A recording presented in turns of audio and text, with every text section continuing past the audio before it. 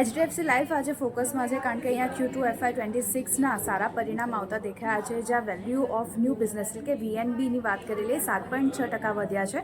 સામે VNB માર્જિનની વાત કરી લઈએ તો ત્યાં થોડો ઘટાડો આવતો દેખાય છે. 24.3%ની સામે 24.1% પર આ VNB માર્જિન આવતા દેખાયા છે. આ સાથે જ કુલ APEની વાત કરી લઈએ તો ગયા ત્રિમાસિકની સામે 8.6% આ વધ્યા છે અને ન્યૂ બિઝનેસ પ્રીમિયમમાં વાત કરી લઈએ તો ઓલમોસ્ટ 10.5%નો વધારો જોવા મળતો દેખાઈ રહ્યો છે.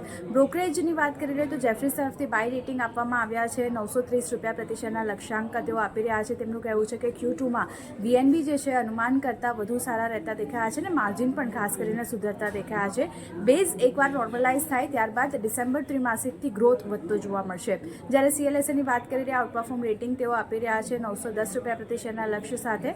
તેમનું માનવું છે કે ફર્સ્ટ હાફમાં જે રિટેલ પ્રોટેક્શન ગ્રોથ છે તે અહીંયાથી 28% મજબૂત રહેતો દેખાઈ રહ્યો છે અને GST બાદ ઓલમોસ્ટ 50%થી વધુનો ગ્રોથ જોવા મળતો દેખાયો છે.